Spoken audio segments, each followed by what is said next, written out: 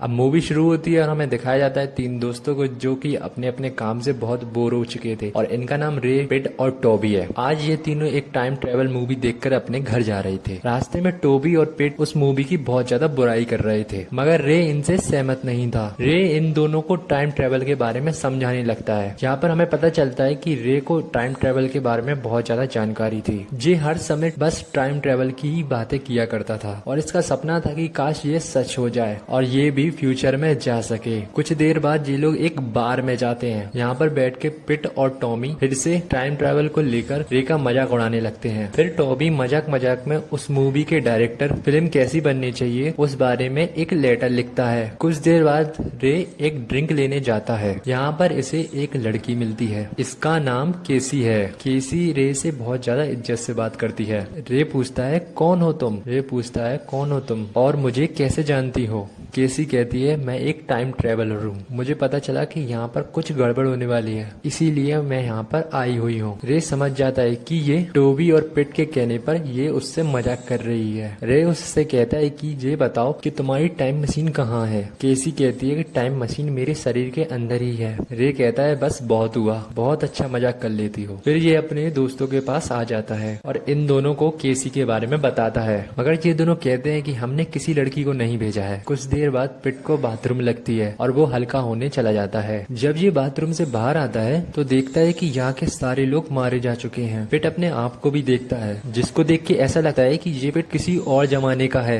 इसकी दाढ़ी उगाई थी। पेट का सारा नशा उतर जाता है। पिट डर से फिर से बाथरूम की तरफ भागता है। कुछ देर बाद ये फिर से बाहर आता है। इस बार सब कुछ पहले जैसा नॉर्मल था। अब ये रे और टॉबी को सारी बातें बताता है, मगर ये दोनों उसकी बात पर यकीन नहीं करते। उन्हें लगता है कि ये उनसे मजाक कर रहा है, लेकिन पीट के बार बार कहने पर ये लोग इसके साथ जाते हैं। और कुछ देर बाद जब ये लोग बाहर आते हैं तब इन्हें पता चलता है कि वो लोग उस समय में आ चुके हैं जब ये लोग बार में आके बैठे ही थे। अब ये तीनों पूरी तरीके से डर जाते हैं। पिट और टोबी रे से यहाँ से बाहर निकलने का रास्ता पूछते हैं, क्योंकि रे ही था जो कि टाइम ट्रेवल के बारे में जानकारी रखता था। रे कहता है हमारी मदद सिर्फ केसी ही कर सकती है। अभी वो थोड़ी देर में यहाँ पर आएगी, तब तक हमें कहीं पर छुपना होगा। फिर ये लोग एक अलमारी में जाकर छुप जाते हैं, जिससे टाइम में कोई भी गड़बड़ी ना हो। कुछ देर बाद यहाँ पर केसी और रे बनाते हैं। यहाँ पर फिर से वही सब कुछ हो रहा था। रे बन के जाते ही रे 2 केसी के पास आता है और केसी से कहता है तुम एक टाइम ट्रेवलर हो, मुझे इस बात पर यकीन हो गया है और तुम यहाँ पर जिस गड़बड़ी को ढूंढने आई हो वो जगह मुझे मिल गई है। केसी को लगता है कि रे इसका मजाक उड़ा रहा है। फिर केसी यहाँ से चली जाती है और 2 सेकंड में ही वापस आ जाती है, मगर अब ये वो केसी नहीं थी। रे उससे कहता है कि तुम इतनी जल्दी कैसे बदल गई? केसी कहती है कोई जल्दी नहीं है, मैं यहाँ पर 6 महीने बाद आई हूँ, चलो हम बाहर बैठकर बातें करते हैं। फिर ये दोनों बाहर आकर क्लब के बैठकर बातें करने लगते हैं। केसी रे को टाइम ट्रेवलर, टाइम लूप और मल्टीवर्स के बारे में बताती है। तभी यहाँ पर एक लड़का लड़की आ जाते हैं। केसी कहती है ये नहीं हो सकता, मेरे हिसाब से यहाँ पर कोई नहीं आना चाहिए था। फिर केसी यहाँ से चली जाती है। अब रे यहाँ पर अपने दोस्तों के पास आकर छुप जाता है। कुछ देर बाद ग्रुप 1 यहाँ पर आता है और वही सब कुछ फिर से होता है। ग्रुप 1 के जाने के बाद ही ये लोग बाथरूम से बाहर आते हैं। अब ये लोग किसी और टाइम में पहुंच जाते हैं। पिट कहता है मैं यहाँ से बाहर नहीं जाऊंगा। पिट यहाँ पर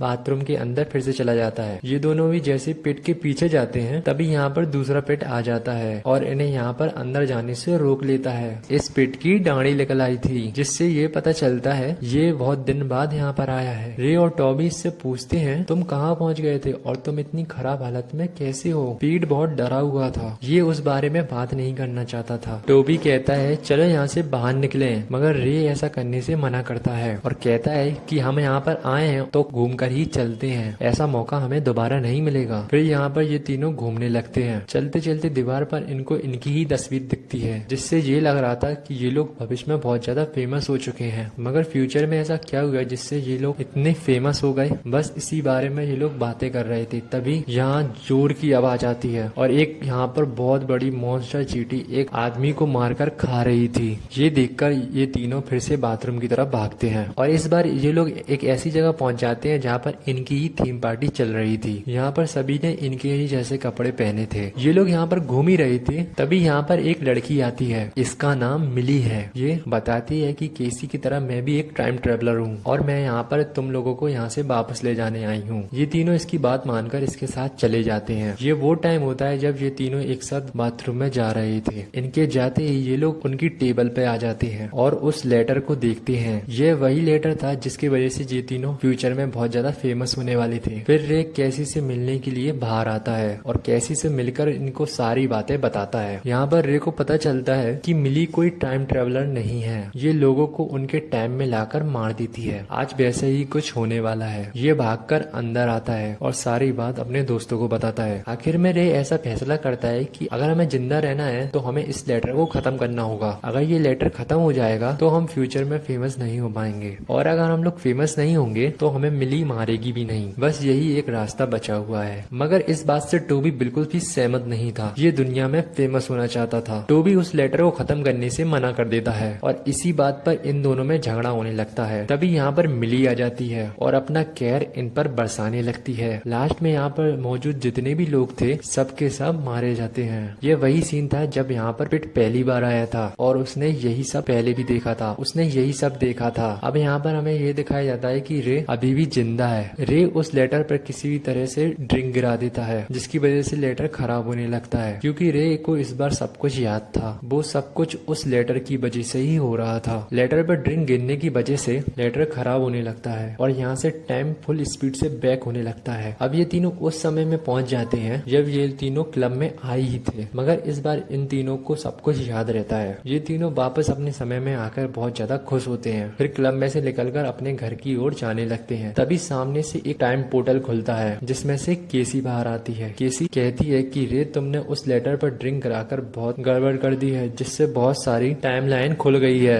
हमारे पास दुनिया बचाने के लिए सिर्फ कुछ घंटे ही बचे हुए हैं। हमें जल्दी करना होगा। केसी रे को साथ चलने के लिए कहती है। रे तैयार हो जाता है मगर ये दोनों जाने से मना करते हैं। फिर रे इन दोनों से रिक्वेस्ट करता है और सही सलामत वापस आने का वादा करता है। इस बात पर ये दोनों तैयार हो जाते हैं। अब ये चारों उस टाइम पोर्टल में चले जाते हैं और इसी के साथ ही ये फिल्म खत्म हो जाती है। पोस्ट क्रेडिट सीन में हमें ये दिखाया जाता है कि ये लोग एक मल्टीवर्स में पहुंच चुके हैं जहाँ पर इनके और भी ज्यादा रूप थे। मूवी यहाँ पर खत्म हो जाती है। अगर आपको मूवी पसंद आई हो तो प्लीज वीडियो को लाइक करें और चैनल को सब्सक्राइब करें।